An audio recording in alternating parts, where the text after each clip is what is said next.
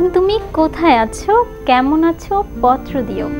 এক বিকেলে মেলায় কেনা খামখেয়ালির তাল পাখাটা। খুব নিশীতে তোমার হাতে কেমন আছে, পত্র দিও। ক্যালেন্ডারের কোন পাতাটা আমার মতো খুব ব্যথিত। ডাগর চোখে তাকিয়ে থাকে তোমার দিকে, পত্র দিও। কোন কথাটা অস্ত্রপ্রহর কেবল বাজে মনের কানে। কোন স্মৃতিটা উস্কানি দেয় ভাসতে বলে প্রেমের বানে, পত্র দিও, পত্র দিও। যাই হোক, পত্র আরো বেশি পাবার আগে যেগুলো পেয়েছি সেগুলো পড়ে ফেলি। যতটুকু সময় আমাদের থাকে মাঝখানে আমরা প্রত্যেকটা সময় চেষ্টা করি সবগুলো পত্র পড়তে। কিন্তু তুমি এত কথা বললে না, পত্র পড়া হবে না। আমি খুব কম বলি। তো আমরা সবার প্রথম মুক্তিযোদ্ধা চিঠি পড়ি, আমাদের ঐতিহ্য। আপনার চিঠি পেলামের ঐতিহ্য। তো শুরু করি। হ্যাঁ। 16 জুন 1971। মহাদেও। হে না, আশা করি ভালো আছো। তোমাদেরকে ওকে খবর দেয়া ছাড়া তোমাদের কোনো খবর পাওয়ার কোনো উপায় নেই, আর আশা করেও লাভ নেই। মহেশখালীর সিও সিকান্দার নুরি চিঠি পাঠালে সে আমার নিকট পাঠাতে পারে। আল্লাহর নিকট শুধু প্রার্থনা এই যে তোমরা সবাই যেন ভালো থাকো। আমি অদ্য মহেশখালী থেকে তুরার পথে রওনা হয়েছি। অদ্য আমি মেঘালয় প্রদেশের মহাদেও ক্যাম্পে আছি। আগামীকাল রংরা ক্যাম্পে গিয়ে থাকবার আশা রাখি। কোথায় আছো তা যেন অন্য কোনো লোক না জানে। যেখানে যাও রাস্তায় যেন কোনো অসুবিধা না হয় তার প্রতি বিশেষ নজর রেখে চলো। সোহেল বোধহয় আমাকে খোঁজে, আস্তে আস্তে হয়তো ভুলেই যাবে। যা হোক, নামাজ নিয়মিত পড়তে চেষ্টা করি, তার জন্য কোনো চিন্তা করো না। পূর্বে আরও 2টি চিঠি দিয়েছি, তাতে ধান ও গাড়িটার কথাও বলেছিলাম সরিয়ে রাখতে। আজকে স্বাধীন বাংলা বেতারের খবরে নিশ্চয়ই শুনেছ যে বঙ্গবন্ধু শেখ মুজিবুর রহমানের বাড়িও আক্রমণ করতে ছাড়েনি। সুতরাং খুব সাবধান। বিশেষ আর কি লিখব, ইচ্ছে আছে তুরা হতে ফিরে আসব আবার মহেশখালীতে। দোয়া করিও। আখলাক। চিঠিটির প্রেরক ছিলেন আখলাকুল হোসাইন আহমেদ। 1970 সালে এমপি নির্বাচিত হয়েছিলেন। চিঠিটি তিনি ভারতেই মেঘালয় রাজ্যের তুরা জেলায় মহাদেও থেকে লিখেছিলেন। মুক্তিযুদ্ধ চলাকালে তিনি প্রথম তুরার মহেশখালীর ক্যাম্পে ইনচার্জ ছিলেন, পরে জেনারেল অ্যাডমিনিস্ট্রেটর নিযুক্ত হন। তার বর্তমান ঠিকানা ছায়ানীর, মোহনগঞ্জ, নেত্রকোনা। চিঠিটির প্রাপক হেনা, লেখকের স্ত্রী। চিঠিটি পাঠিয়েছেন Saif ul Hasan, apartment 1C, building 2A, road 13, PC culture housing society, Adabor, Dhaka. মাত্র আমাদের প্রথম যে একটি চিঠি থাকে সেটি মুক্তিযুদ্ধের, সেই একটা চিঠি, কিন্তু শেষ মানে আমাদের পরিবার পরিজনদের কাছে যে তাদের যে খবর নিবে এই গ্যারান্টি ছিল না। তো খবরটা গিয়ে পৌঁছাচ্ছে কিনা, কিংবা প্রত্যেকেরই আশা ছিল, জানে কিনা, প্রত্যেকেরই একটা আশা ছিল যে বাড়ি ফিরবে। বাড়ি ফিরবে, কিন্তু বারবার কিন্তু বলছে যে আশা করছি যে তোমরা ভালো আছো, কিংবা আগে চিঠিটা পেয়েছো, কিংবা বাড়ি থেকে সরে গিয়েছো। আদৌ পেয়েছে কিনা কেউ কিন্তু জানে না। এরা ইমাজিন করে, যে চিন্তা করে যে আমি যাকে চিঠিটা পাঠিয়েছি সে মনে হয় চিঠিটা পেয়েছে এবং আশা করি ভালো আছে। সবগুলো কথা মুক্তিযোদ্ধা থেকে একটা কথা যেটা আসলো, আজ 21শে নভেম্বর কিন্তু সম্মিলিত সশস্ত্র বাহিনী দিবস। আচ্ছা, এটা 1971 সালে ঠিক 21শে নভেম্বর। বন্ধুরা, তোমাদেরও বলি, 1971 সালের 21শে নভেম্বর পাক হানাদার বাহিনীকে সম্মিলিতভাবে নৌ, স্থল ও বিমান বাহিনী দ্বারা আক্রমণ করা হয়েছিল।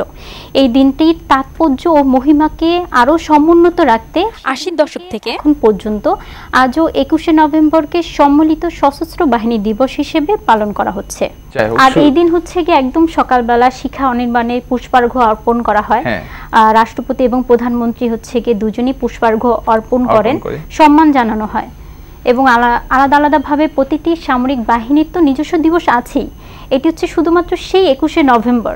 তো সেদিনকার সেই সম্মিলিত আক্রমণের ফলে কিন্তু আমরা খুব দ্রুত স্বাধীনতা লাভ করি 16 ডিসেম্বরে। এবং যেখানে ছোট একটি কথা বলতে চাই, সেটি যে একটি দেশের সশস্ত্র বাহিনী এবং সব বাহিনী যদি শক্তিশালী হয়, সেক্ষেত্রে আমার মনে হয় একটি দেশকে তারা একত্রে যদি কাজ করে, একটি দেশকে খুব সুন্দর করে পরিচালনা করতে পারে। যে আমরা মুক্তিযুদ্ধের চিঠি পড়লাম, এখন আমরা একটি গান শুনবো। সেটি বন্ধুরা, এই মুহূর্তে যে গানটি প্লে হবে সেটি শিরোনামহীনের চিঠি পৌঁছে যাবে। দেরি না করে চলুন দেখে আসি। তো চোখ রাখো মোহনার পর্দায়।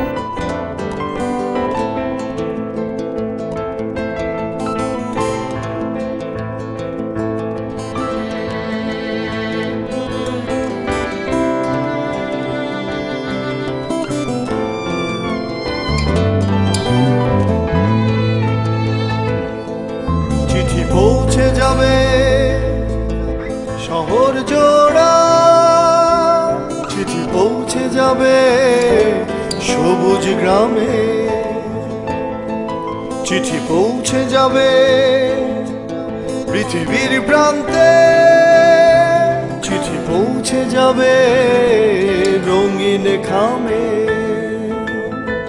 চিঠি পৌঁছে যাবে মিছিলে মিছিলে, আসছে খবর হবে খিদের অবসান, রুদ্ধ দারিদ্রের চির ঠিকানায় চলে যাক চিঠি সবুজ ভরসায় পৌঁছে যাবে।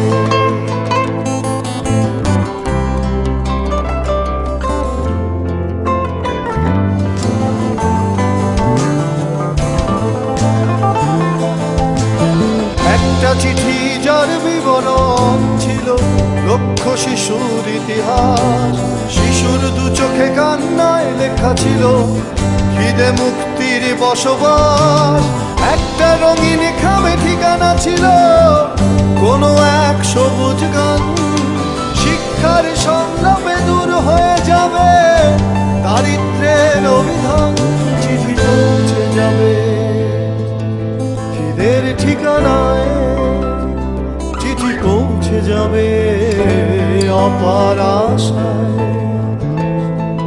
চিঠি পৌঁছে যাবে মনের প্রান্তে, চিঠি পৌঁছে যাবে ভালোবাসায়, চিঠি পৌঁছে যাবে মিছিলে মিছিলে, আসছে খবর হবে খিদের অবসান, রুদ্ধ দারিদ্রের চির ঠিকানায় চলে যাক চিঠি সবুজ ভরসায়, চিঠি পৌঁছে যাবে মিছিলে মিছিলে, আসছে খবর হবে খিদের অবসান, অন্ধ দারিদ্রের চেনা ঠিকানায় চলে যাক চিঠি সবুজ ভরসায়।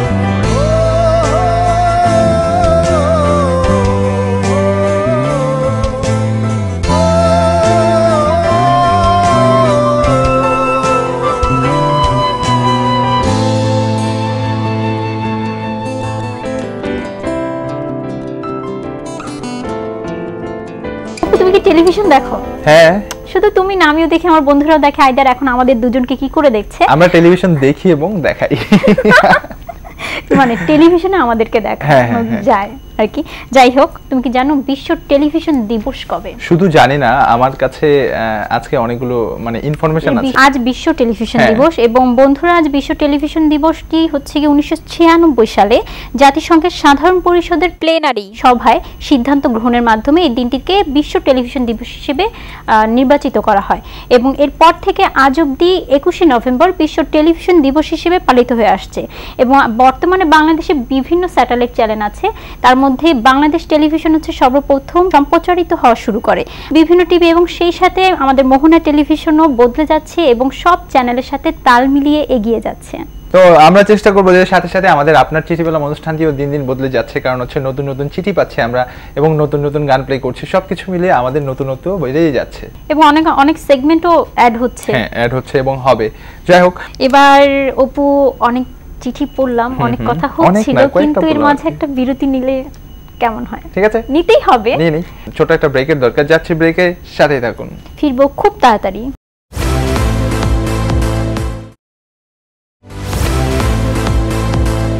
বন্ধুরা, ফিরে এলাম বিরতির পর তোমাদের প্রিয় অনুষ্ঠান আপনার চিঠি পেলামে।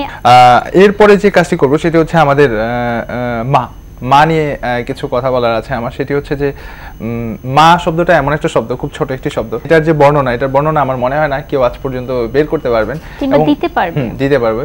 যাই হোক, যে কথাটি বলতে চাই যে বৃদ্ধাশ্রম, একটি মা একটি সন্তানকে যখন জন্ম দেয় এবং প্রত্যেকটি সন্তানের পেছনে মার যে ইচ্ছা আকাঙ্ক্ষা থাকে যে সন্তান অনেক বড় হবে এবং সন্তানের মানে সবসময় ভালো কামনাই তিনি করে থাকেন, কিন্তু সেই সন্তান অনেকে আছেন এবং অনেকে আছি যারা এমন কিছু করে থাকে যে বৃদ্ধ বয়সে মা বাবাকে দেখা তো দূরের কথা, তাদের খোঁজ খবর নেওয়া পর্যন্ত বন্ধ করে দিই, তাদেরকে পরিত্যক্ত করি, বৃদ্ধাশ্রম নামে একটি জেলখানাতে তাদেরকে পাঠিয়ে দিই, বন্দী করে দিই। কথাগুলো বলছিলাম এই জন্য যে বৃদ্ধাশ্রম নিয়ে মায়ের লেখা একটি চিঠি আছে সংগৃহীত, সেই চিঠিটা পড়লে হয়তো বা অনেকেই কষ্ট পাবেন, কষ্ট পাওয়ার কথাই, কারণ মাকে কষ্ট দেওয়াটা একেবারে ঠিক না। আমার আদর ও ভালোবাসা নিও, অনেকদিন তোমাকে দেখি না, আমার খুব কষ্ট হয়, আমার জন্য তোমার কি অনুভূতি আমি জানি না, তবে ছোটবেলায় তুমি আমাকে ছাড়া কিছুই বুঝতে না, আমি তোমার চোখের আড়াল হতাম না, মাকে ছাড়া কারো কুলে তুমি যেতে না। 7 বছর বয়সে তুমি আম গাছ থেকে পড়ে হাঁটুতে ব্যথা পেয়েছিলে। তোমার বাবা হালের বলদ বিক্রি করে তোমার চিকিৎসা করিয়েছেন। তখন 3 দিন 3 রাত তোমার পাশে না ঘুমিয়ে, না খেয়ে, গোসল না করে কাটিয়েছিলাম। এগুলো তোমার মনে থাকার কথা নয়। তুমি এক মুহূর্ত আমাকে না দেখে থাকতে পারতে না। বিশ্ববিদ্যালয়ে পড়ার সময় আমার গহনা বিক্রি করে তোমাকে পড়ার খরচ জুগিয়েছিলাম। বাবা, এখনো কি তোমার হাঁটুর ব্যথাটা আছে? রাতের বেলায় তোমার মাথায় হাত না বুলিয়ে দিলে তুমি ঘুমাতে না। এখন তোমার কেমন ঘুম হয় আমি জানি না। আমার কথা কি তোমার একবারও মনে হয় না? তুমি দুধ না খেয়ে ঘুমাতে না। তোমার প্রতি আমার কোনো অভিযোগ নেই। আমার কপালে যা লেখা আছে তাই হবে। আমার জন্য তুমি কোনো চিন্তা করো না, আমি খুব ভালো আছি। কেবল তোমার চাঁদ মুখখানা দেখতে আমার খুব মন চায়। তুমি ঠিক মতো খাওয়া দাওয়া করবে, তোমার বোন তার খবর নিও। আমার কথা জিজ্ঞেস করলে বলো আমি ভালো আছি। আমি দোয়া করি তোমাকে যেন আমার মতো বৃদ্ধাশ্রমে থাকতে না হয়। কোনো এক জ্যোৎস্না ভরা রাতে আকাশ পানে তাকিয়ে জীবনের অতীত, বর্তমান, ভবিষ্যৎ নিয়ে একটু ভেবে নিও। বিবেকের কাছে উত্তর পেয়ে যাবে। তোমার কাছে আমার শেষ একটা ইচ্ছে আছে। আশা করি তুমি আমার শেষ ইচ্ছেটা রাখবে। আমি মারা গেলে বৃদ্ধাশ্রম থেকে নিয়ে তোমার বাবার কবরের পাশে আমাকে কবর দিও। এজন্য তোমাকে কোনো টাকা খরচ করতে হবে না। তোমার বাবা বিয়ের সময় যে নাকফুলটা দিয়েছিল সেটা আমার কাপড়ের আঁচলে বেঁধে রেখেছি। নাকফুলটা বিক্রি করে আমার কাফনের কাপড় কিনে নিও। তোমার ছোটবেলায় একটি ছবি আমার কাছে রেখে দিয়েছি। ছবিটা দেখে দেখে মনে মনে ভাবি, এটাই কি আমার সেই খোকা? এভাবে বেদনা ভরা একটি চিঠি, যাই হোক, এভাবে বেদনা ভরা একটি চিঠি লিখেছিলেন মদিনা খাতুন, ছদ্মনাম। মদিনা খাতুনের বয়স এখন 80। 6 বছর আগে তার আশ্রয় জুটেছে বৃদ্ধাশ্রমে। তো এই চিঠিটা পড়ার পরে যে আসলে নিজেরই কষ্ট হয় যে মা বাবা এত কষ্ট করে একটি ছেলেকে মানুষ করে, সেই মানুষ হওয়ার পরে এবং একটি ছেলেকে এই চিঠিটাতে যেটা মনে হয়েছে যে নাকফুল বিক্রি করে কিংবা যেন শেষকৃত্য কিংবা যদি বলা হয় দাফন কাফন, সেই সময় যেন ছেলেটির কোনো খরচ না হয়। এটা আসলে কতটা কষ্ট। সেই সাথে দেখো একটা দোয়া করেছে যে আমি দোয়া করব যাতে তোমার শেষ আশ্রয় বৃদ্ধাশ্রমে না হয়।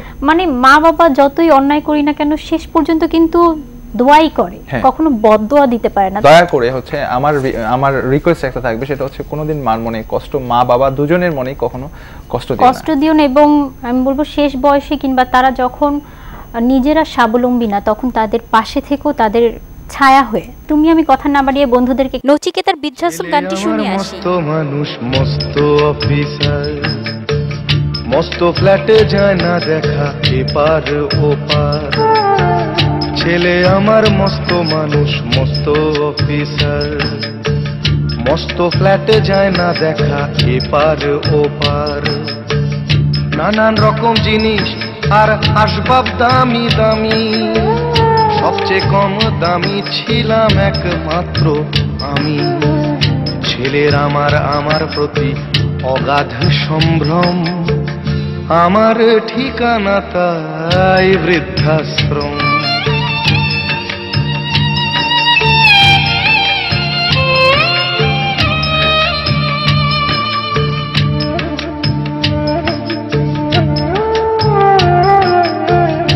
আমার ব্যবহারের সেই আলমারি আর আয়না, ওসব নাকি বেশ পুরনো ফ্ল্যাটে রাখা যায় না। আমার ব্যবহারের সেই আলমারি আর আয়না, ওসব নাকি বেশ পুরনো ফ্ল্যাটে রাখা যায় না। ওর বাবার ছবি ঘড়ি ছড়ি বিদে হলো তাড়াতাড়ি, ছেড়ে দিল কাকে খেলো পোষা বুড়ো ময়না। স্বামী স্ত্রী আর অ্যালসেশিয়ান জায়গা বড়ই কম, আমার ঠিকানা তাই বৃদ্ধাশ্রম।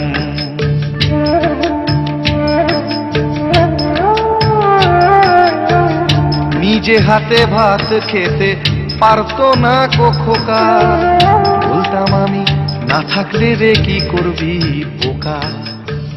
ঠোঁট ফুলিয়ে অপু, তুমি তো হচ্ছে একটি মায়ের চিঠি পড়লে, যে চিঠিটা হচ্ছে মাকে লিখেছিল। আমি এখন চিঠি পড়ব মঞ্জুরুল হক মোহাম্মদপুর থেকে। সে চিঠি লিখেছে, আমার বাবা গত 2 বছর আগে ব্লাড ক্যান্সারে মারা গেছেন।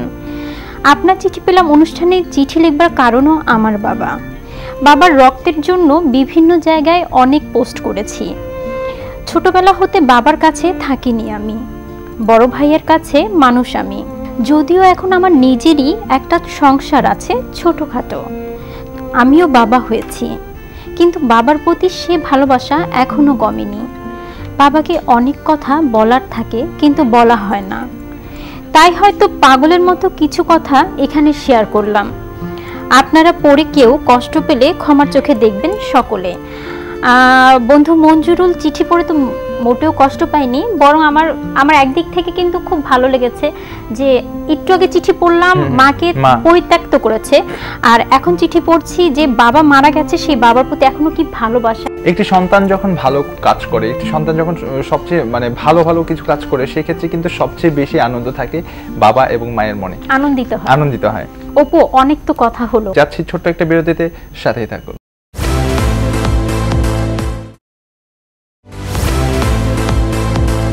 বন্ধুরা, আবারও ফিরে আসলাম ছোট্ট একটি বিরতির পর, এবং সাথে নিয়ে এসেছি তোমাদের অনুরোধ, তোমাদের চিঠি, তোমাদের অনেক অনেক কথা না বাড়িয়ে, তুমি আমি কথা না বাড়িয়ে বন্ধুদেরকে একটি সুন্দর গান শুনিয়ে আসি।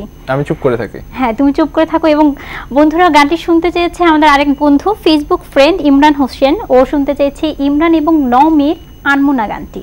তো চলো বন্ধুরা, দেরি না করে দেখে আসি।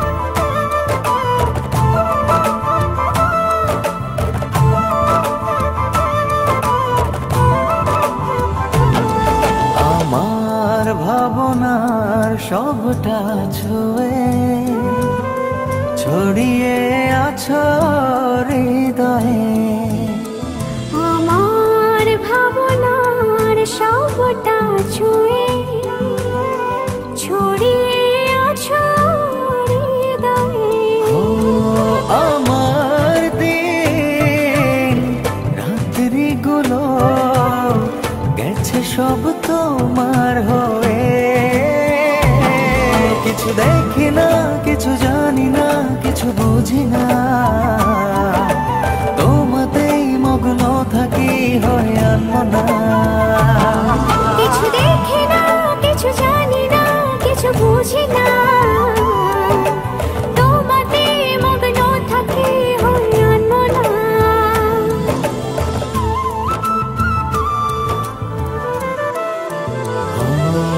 চোখের তারায় না দেখলে তোমার সব কিছু আধার লাগে,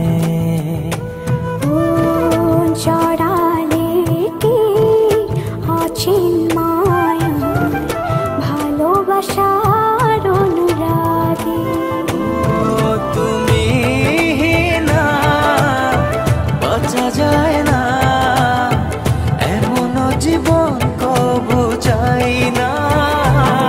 কিছু দেখি না, কিছু জানি না, কিছু বুঝি না, তোমাতেই মগ্ন থাকি হয়ে আনমনা। কিছু দেখি না, কিছু জানি না, কিছু বুঝি না, তোমাতে মগ্ন থাকি হয়ে আনমনা।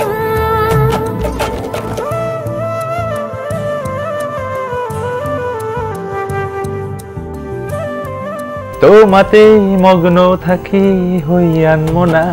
আর আনমনা হতে হবে না, এবার থামো। নেক্সট বন্ধুদের জন্য কি থাকছে? বন্ধুরা, তোমরা জানো প্রতি পর্বে তোমাদের জন্য নতুন নতুন অতিথির কিছু স্মৃতিচারণ নিয়ে আমরা আপনার চিঠি পেলাম অনুষ্ঠানটি করে থাকি। সেই ক্ষেত্রে এই মুহূর্তে যে স্মৃতিচারণটি করা হয়েছে, তিনি হচ্ছেন শ্রদ্ধেয় শামসুজ্জামান স্যার। তিনি বাংলা একাডেমির মহাপরিচালক। তাই তোমাদের জন্য রইল তার স্মৃতিচারণ নিয়ে কিছু কথা। চিঠির ব্যাপারটা খুব ব্যক্তিগত। এটি টেলিভিশনের প্রোগ্রাম করে এত লোককে জানিয়ে দেয়া, এ তো আমার খুব লজ্জা লাগছে। কি মুশকিলের ব্যাপার না? যখন স্কুলে পড়ি, বয়স কম, বইয়ের ভেতরে চিঠি লিখে পাঠাতাম প্রিয় মানুষের কাছে, সেই সব কথা এখানে বলতে হবে এ তো ভাবি নেই আর কি। তো সেই চিঠি লেখার একটা মজা আছে, আনন্দ আছে, রোমাঞ্চ আছে। তার পরবর্তীকালে আরও একটু ভেবেচিন্তে চিঠি লেখা, এমন লোকের কাছে লিখছি যে চিঠিতে কি লিখবো, এই বাক্যের মধ্যে এই শব্দটা যাবে কি যাবে না, সেই সব বিষয় নিয়ে ভাবনার ব্যাপার আছে, কোনো কমিটমেন্ট চলে গেল কিনা, সেটা নিয়ে পরে বেকায়দায় পড়বো কিনা, এই ধরনের অনেক ব্যাপারও তো আছে। অর্থাৎ চিঠির বহু মাত্রিক বৈশিষ্ট্য আছে, বহু রকম সৌন্দর্য আছে, এর মধ্যে কৌতুকময়তা আছে, রহস্যময়তা আছে, ইতিহাসের দিন তারিখ আছে, ঘটনা প্রবাহের অসাধারণ বর্ণনা আছে, ভালোবাসা, আশা, আকাঙ্ক্ষা, আনন্দ, বেদনার নানা রকম প্রকাশ। সেরকম চিঠির সঙ্গে আমরা মোটামুটি পরিচিত। আর বিখ্যাত লোকদের চিঠি আছে যে এই সমস্ত চিঠি পড়ে আমরা আমাদের জীবনকে সুন্দর করে গড়ে তুলতে পারি।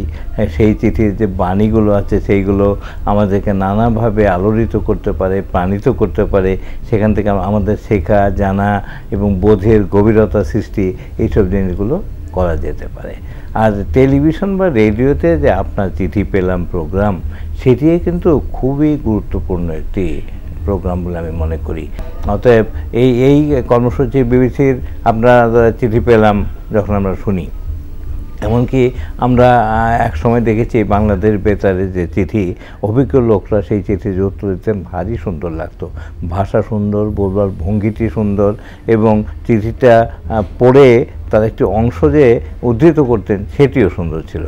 সেই জায়গাটা আমরা অনেকটা যেন এখন হারিয়ে ফেলছি। আমরা আশা করব এই চিঠির বিভাগকে যেন তুচ্ছ মনে করা না হয়, যেন অত্যন্ত গুরুত্বের সঙ্গে মনস্তাত্ত্বিক একটি বোধকে মনের ভেতরে নিয়ে, তারপরে ঐতিহাসিক বোধকে নিয়ে এবং ভালোবাসা, শ্রদ্ধা, বিনয় সবটাকে একাত্ম করেই যেন চিঠির উত্তর দেওয়া হয়, তাহলেই এই প্রোগ্রাম সার্থক হতে পারে। অনুষ্ঠানের একদম শেষ পর্যায়ে চলে এসেছি, সো বিদায় নিতে হবে এবং আগামী পর্বে আবারও দেখা হবে একই সময় একই দিনে মোহনা টেলিভিশনের পর্দায়, তোমাদের অনেক অনেক চিঠি নিয়ে, অনেক অনেক অনুরোধ নিয়ে।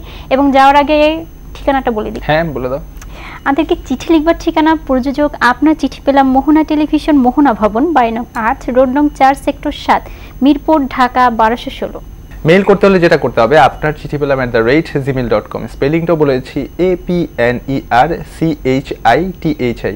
চিঠি PELAM পেলাম @gmail.com। এছাড়াও আপনি যদি আমাদেরকে খুঁজে পেতে চান ফেসবুকে, আপনার চিঠি পেলাম @gmail.com দিয়ে সার্চ করলেই পেয়ে যাবেন। আর বন্ধুরা, যদি ইউটিউবে আমাদের পুরনো এপিসোডগুলি উপভোগ করতে চাও, তাহলে যেটি করতে হবে, ইউটিউবে গিয়ে সার্চ দিতে হবে বাংলায় আপনার চিঠি পেলাম। আজকে আর কথা বাড়াবো না, আজকের মতো বিদায় নিচ্ছি। আমি অপু, আমি সুমনা। সবাই ভালো থাকো, সুস্থ থাকো এবং সব সময় মোহনার সাথেই থাকো। আল্লাহ হাফেজ। আল্লাহ হাফেজ।